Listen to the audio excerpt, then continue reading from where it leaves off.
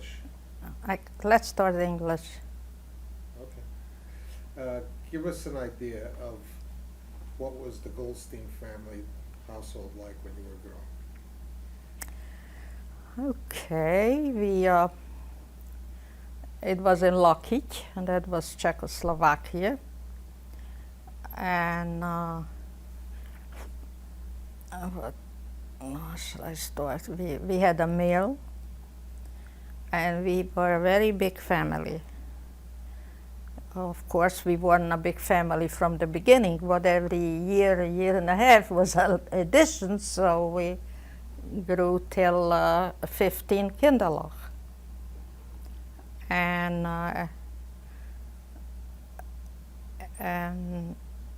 my mother and my father, when they married, they lived close near each other when they met, like just a couple kilometers for. And they married and they moved in this mill, and that's how they started to raise a family. And everything went nicely. The children were growing up, and everything it was plenty what to live on, and it was okay till in 39 it was taken over Czechoslovakia, this part, by Hungary. Just like your husband's. Before we get to 39 though, tell us a little bit, because my mother-in-law says that the reason why she remained observant from after the war, because as I mal aufgehört, as I mal aufgehört Zeugen in the Stieb, you know, that's what she says. So obviously there must have been something in your home that was able to sustain people. And our house was, Okay. we didn't go to Hebrew school. We didn't have a Hebrew school. The girls especially just learned a little bit to daven, to read, and otherwise everything just what we was seeing in the house. And the mother was the one who taught the children, and that's the way we did. If it came something, we wanted to know why. And my mother said, don't ask questions. That's what I did, that's what you're gonna do. And that's what it was. So we really didn't have like here they go in Hebrew school and they learn. We didn't have that pleasure. But we knew things what you allowed to do and what you're not allowed to do. And that's the way we had to do. There was no two ways about it. Especially the girls. The girls were watched. They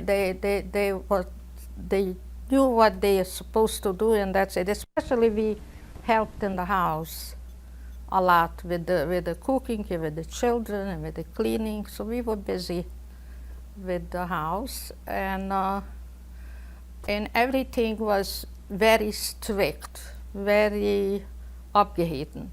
When we came to stepped out of the house and from the beginning, and they were serving milk, we wouldn't eat the milk because it wasn't Chalav Yisrael. We knew that we cannot have that because we're not going to eat that. It's not allowed.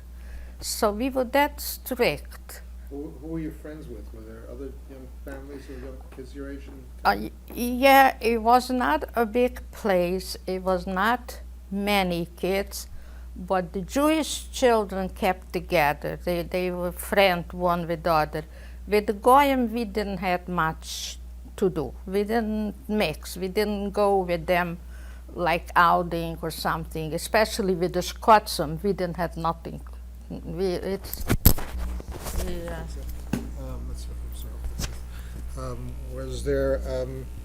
there non-religious kids in the town that all the kids were basically the same level of observance as you? All the Sorry, I got a buzz back in there. And yeah, is Hold on, maybe I'm sitting. okay. No, it's gone now. But Let me just try it. Is it okay? okay. Yeah, It comes and goes? okay, it's fine. all the kids were the same. It was no difference. It was no not from. Everybody was from. Everybody was the same. Everybody was opgehitene kinderlijk, Jiddische. Was the Yiddishkeit, you gotta do this, you gotta do that, you don't ask any questions, was there only strictness involved, or was there warmth as well? Warmth as well. Warmth as well. Everybody was liked, and it was. We just didn't know how not to be from, because that's the way we were, and that's the way it was. So it was warmth, yeah. Now, the bad, okay, tell me a story about my mother-in-law, by the way. What do you remember about her? You can be honest. What was she like as a girl? Well, we were such young children yet. I mean, she was like all the children. She was no different. She was, I mean, we were 4 big girls between all the children and 1 boy. And everybody did their share. Nobody liked too much to do in the house, in the kitchen, but we had to do. And she was the same. And I can tell you one thing, she was like all of us. What was your mother's favorite? I don't think she had a favorite. Like your father? No, they liked all the children. They liked all their children. I didn't say Well, that. if they didn't, then they didn't told us. Okay, I just was curious. So the girls basically learned from their parents, the boys they sent away to... The boys went to Heide, like, your yeah, your yeah. husband did. yeah, right. Okay, right. 39, the Hungarians come in. What changed? Yeah.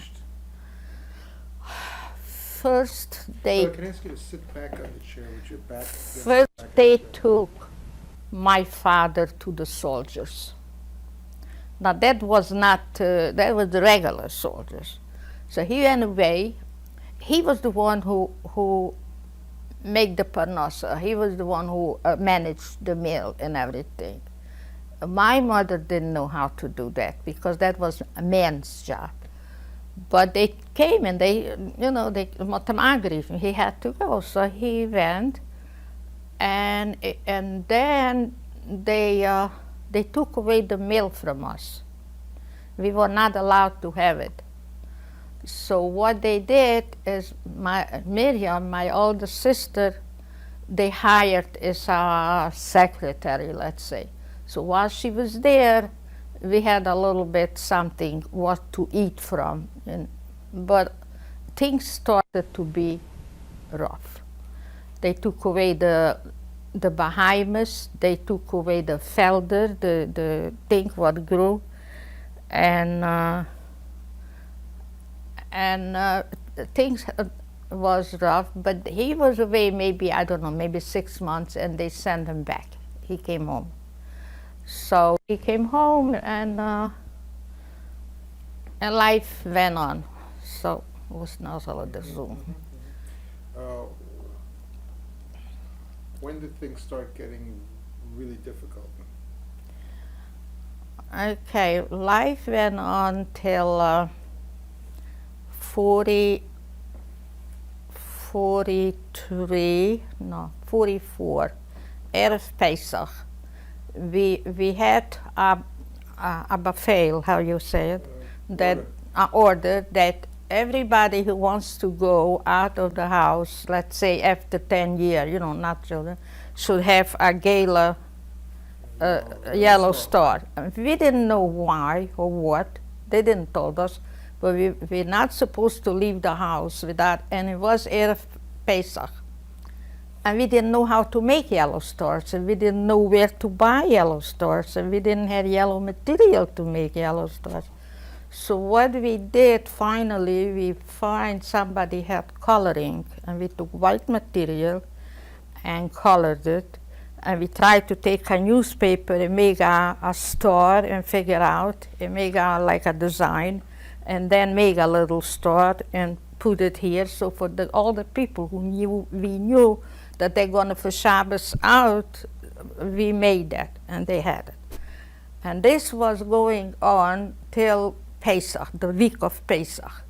the day after Pesach, right, maybe even in the evening after Pesach, somebody came and said, you have to pack and you have to take for 2 weeks food and bedding and clothes and take all the family, and in the morning we're going to come and take you. Now, we didn't know where they're going to take us or what they're going to do, and food was scarce anyway, and Pesach, you know, you throw everything away, you get rid of everything, and whatever was Pesach day, everything was eaten up. And after Pesach, right, the first day, what can you take along for a family with 15 children? So, but anyway, my mother laid down in bed and she said she is not going no place. She had a baby like maybe a month old, the youngest. And she said, she's not going. You go if you want, I'm not going. And then my father started to ask her, how can you say that? What are you going to do here? Everybody's going away. How are you going to stay? So anyway, we packed.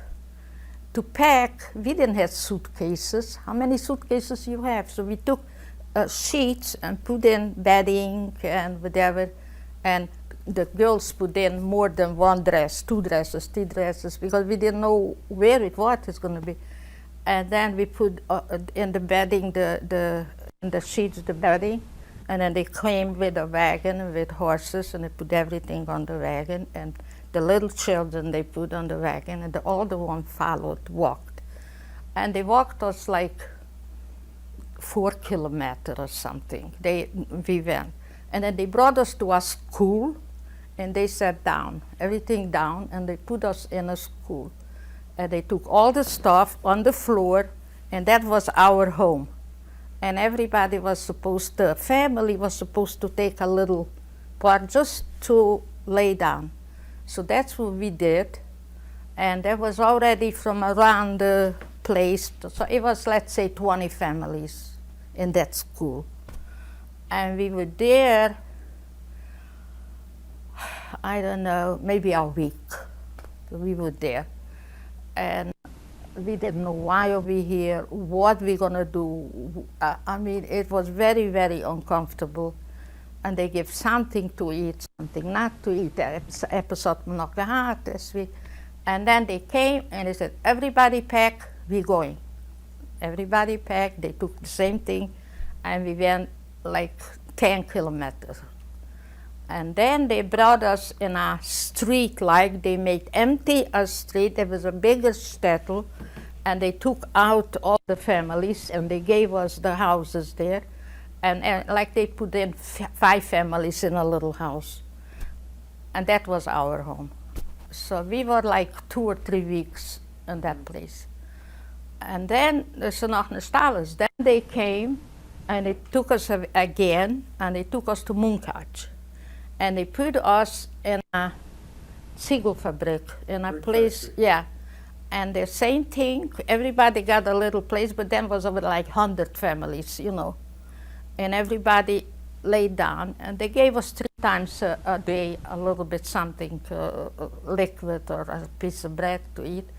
And we were there like 2 weeks, and we still didn't know what's happening. And then they came again, and we're going. So they put us on trains, but the trains, they stayed outside and they pushed in as many people went. And your mother stayed? No, she didn't stay. She came. Dat zag ik er gebeten. She came. And they pushed us in the train. And then once we were inside, they locked the train, as on the Bahama trains, and everybody sat down on the packages and what. And then we went like, I don't know, 5, 6 days in those trains. Imagine how that looked. And we have pitselige kinderen, small children, and we came to Auschwitz. We didn't know where we were going. We couldn't look. Even if it was a little window, we didn't know where we are. We don't have no idea. So the whole family came to Auschwitz. Only Leichu wasn't with us at that time. Your mother-in-law wasn't with us either, because somehow. And we came there, And they said, everybody down from the train. So we went down, and there was Germans staying there, and they said, you go on this side, and when you came down, go on this side, go on this side, go on this side. So I went down, Sorry, this is. and I was holding a baby in my hand. Hold on a second, Hold stop. on, hold on one second. Okay. Yeah, I'm sorry, we got a buzz. If I was again and I'm stuck in it. Still buzzing? Yeah, no. Start again. So you go this way and you go this way. You go this way, you go this way. So I was holding a baby in the hand, and it came a Yiddish boy who was working with Finn. He also was a settler, but he says, who is the baby? Yeah, I was a young girl, but still, I said, it's my mother, so I got scared, you know. So he says, you go and give the baby for your mother. So I strip myself, I go find my mother and say, here's the baby. She says, where are you going? I said, I'll be back soon. This was my last word. So I went again, and I find the two sisters, Miriam and Laia. Feige wasn't there. And then they put us 5 girls in a chair, five. And we were walking to Bunza. All the stuff left, nothing, just what we had on. And when we came to the bed, they had a big table, and everybody has to take off everything you had and put it on the table. So we asked, how are we going to know how to take it? Don't worry, you're going to get it. So we put it on the table, and we kept going without nothing. We couldn't understand. There was people there, you know, and girls, but there was no other way. So we went, and they brought us to a bath place where you take a bath, and we took showers. And we never came this way out. We went this way out. And there was also a big table, and somebody was sitting near this table and gave us a pair of shoes and a long gray dress. So, I mean, they had a little bit an idea. They gave medium large or extra large, you know. It wasn't like everybody fits all. It was a little bit, probably. So we kept on going with that. We put it on and we going. So then they brought us in Barak, in a place, and they said, some 6 girls up and 6 girls down. So whoever, we went up. So it was dark, it was night, and we were hungry and we were tired. And then they brought us soup. So they brought us soup. For each 6 girls, they gave in a pot of soup, like. And they say, eat. How can we eat from one pot without a spoon, without nothing?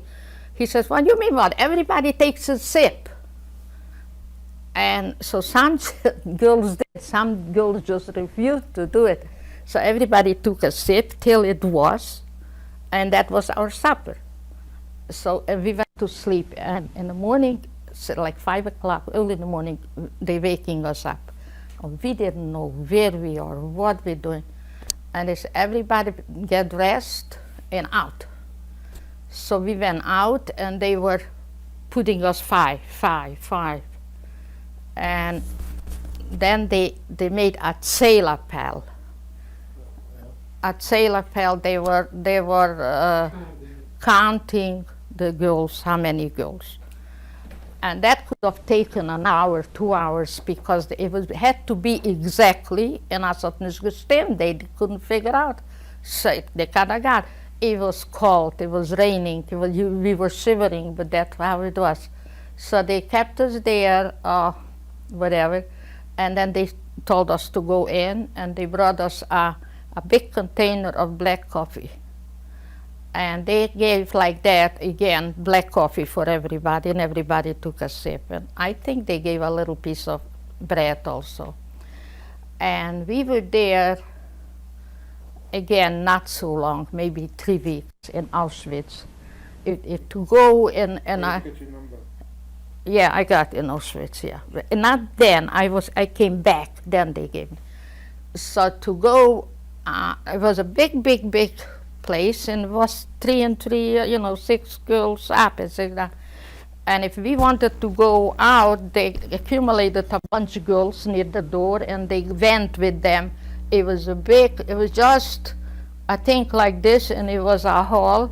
And so It- when you hit that, we hear the sound, no, and as I'm you not touch going to this- do it. I'm No, not going to. sorry, when we hear your, Yeah, and that's how the girls went out. So that's what it was till we were there, and then they counted us up, and they didn't. They sent us to Plaszow. for 3 Plaszow. weeks you were in Auschwitz, and then they sent you. Yeah, a little bit here, a little bit So you were there. there sort of after Pesach, right, before Shavuos. Y- y- Before y- Shavuos, you went to Plaszow.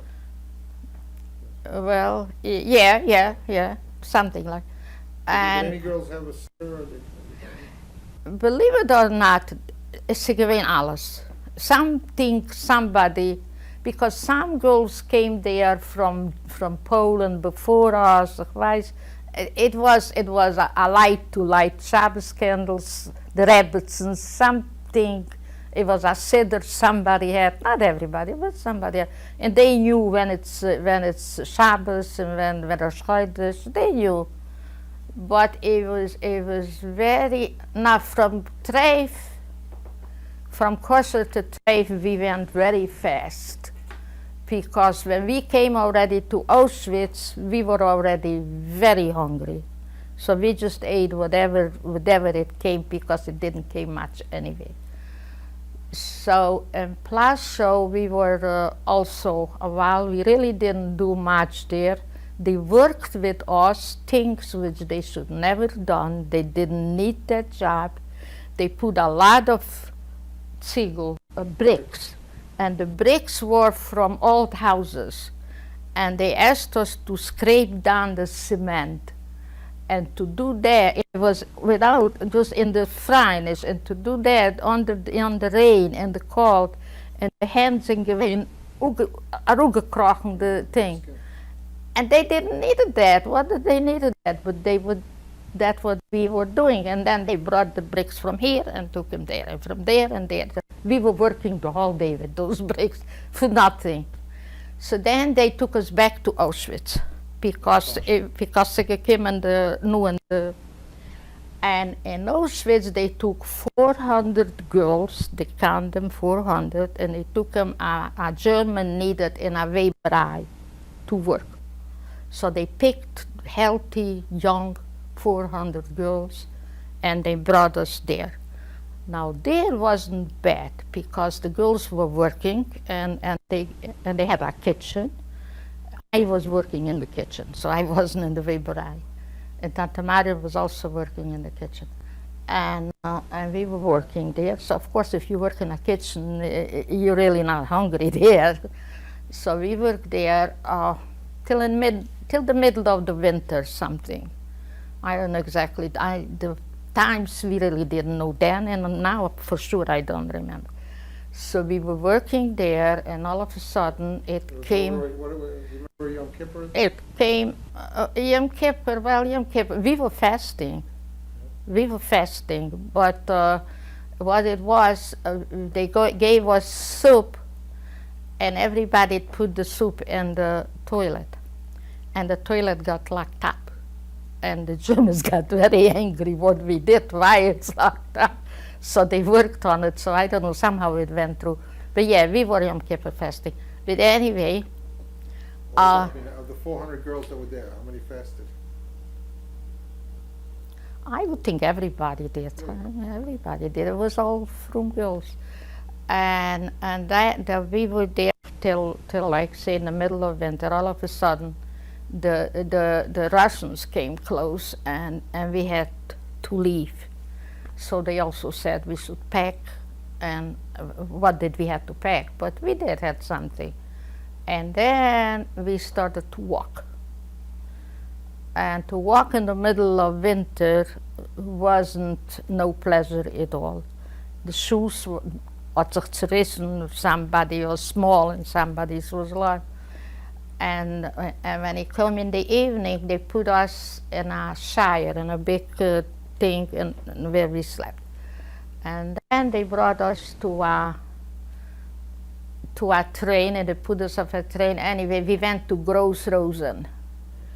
And we came there, and there was a disaster, a very bad place. And we were there for a while.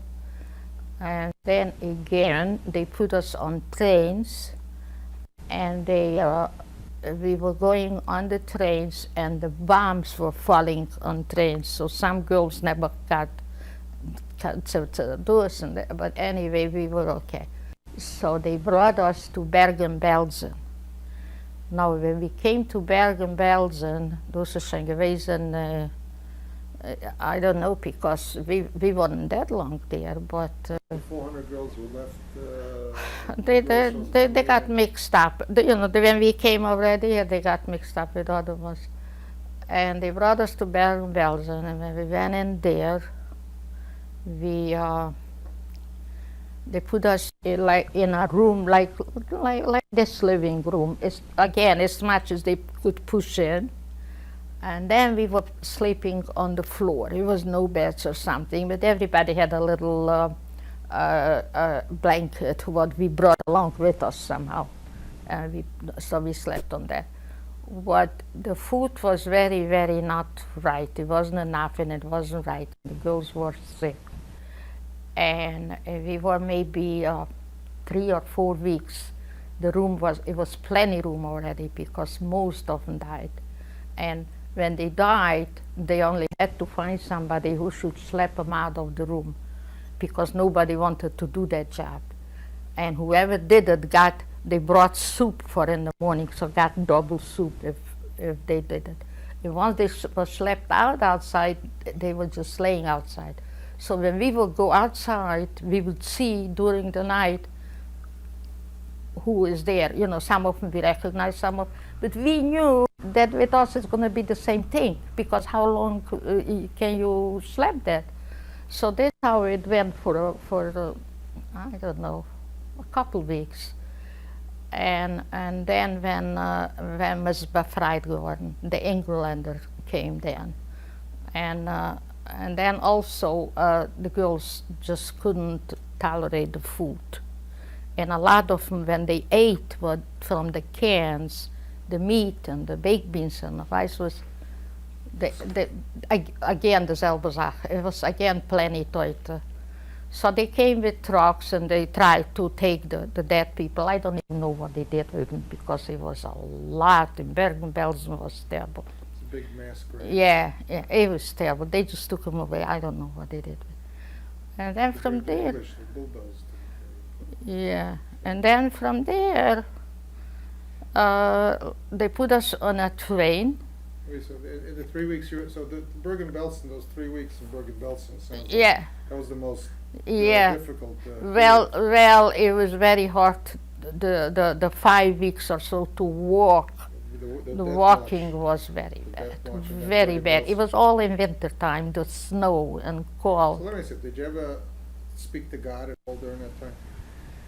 Like he says, we knew it's going to come an end, and we knew that Mashiach is going to come. And once zit zich overheen, all the people are going to come and grab us and be happy with us and be so good to us.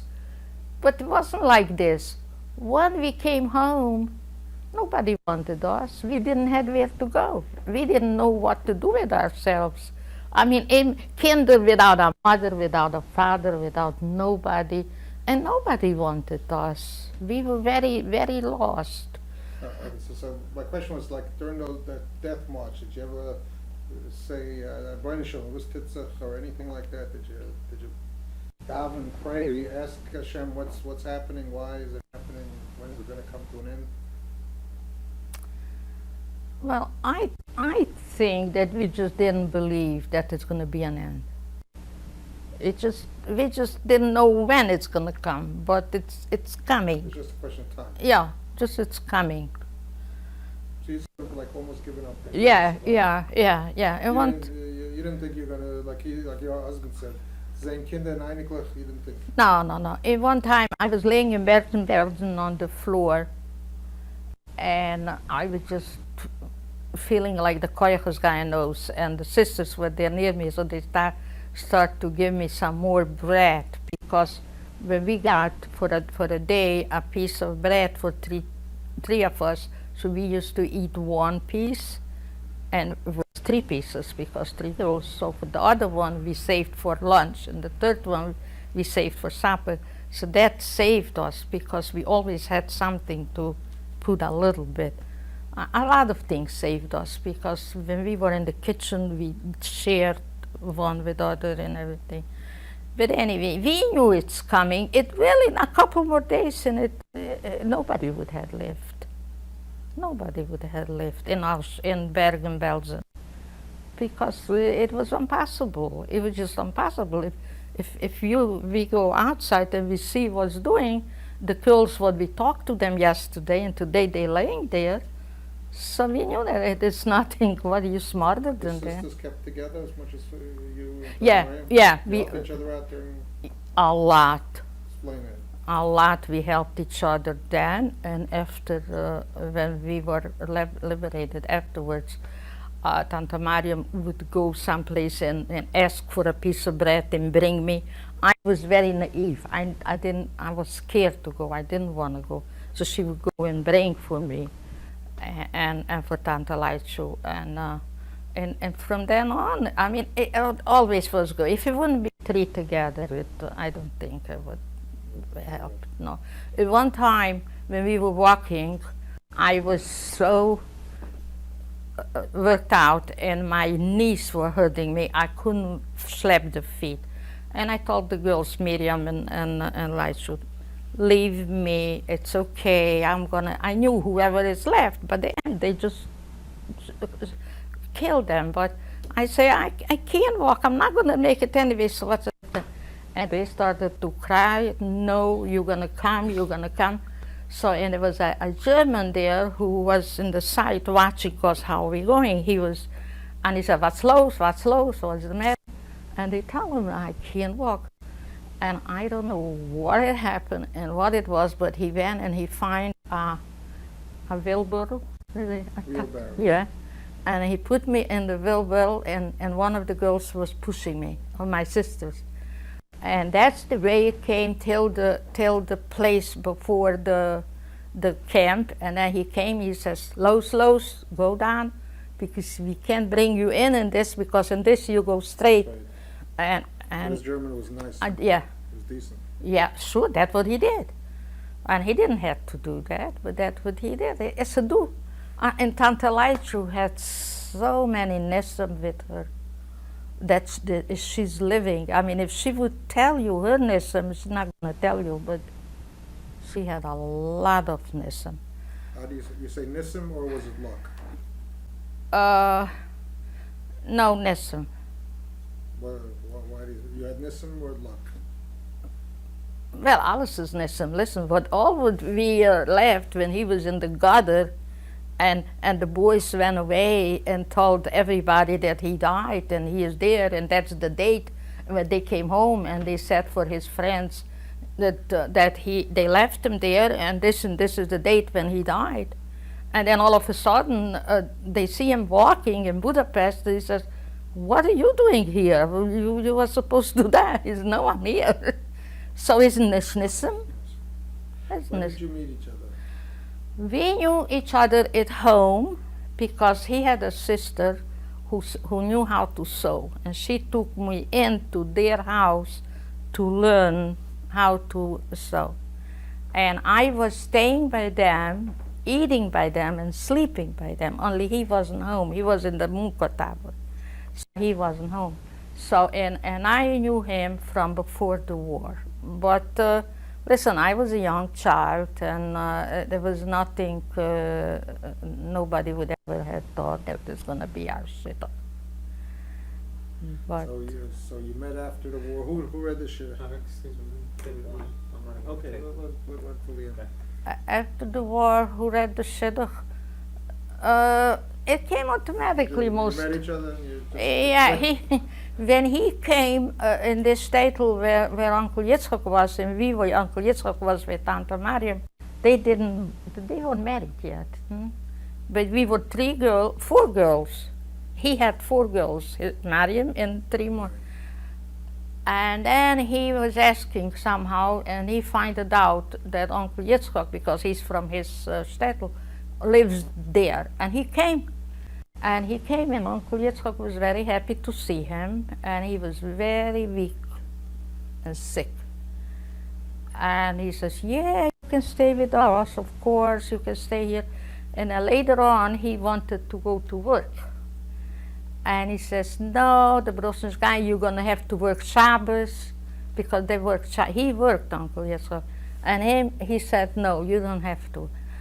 And then, all right, he stayed in our house, and little by little, es ist geworden a shidduch. So it's okay, it was beschert. Yeah. How'd you know he was the right one then? How do you know that your wife was the right one for you? So, I knew he was the right one. As long he accepted that I'm the right one for him, I was very happy to be his wife. Because he was from a nice family, and only one thing was he was sick. He was sick. I'm just going to ask you to give a brucha to your children and grandchildren, and to whatever. What do you want that they should learn from your life story? What they should remember? What they should prepare to keep on going? Okay. We're very happy to have. We're running. That's why I'm asking this question. We're very happy that we have children. What we have, we couldn't make a better job. They are wonderful. We have 3 children, and one is better than the other. They're very nice, and they are on a Yiddish way. And my parents and his parents would be very happy to know them and to know how it is. And the grandchildren are wonderful, and the great-grandchildren, I hope, will be the same, and we hope to have a lot of nachas, and they should be mazel dik, and nobody should know already what we went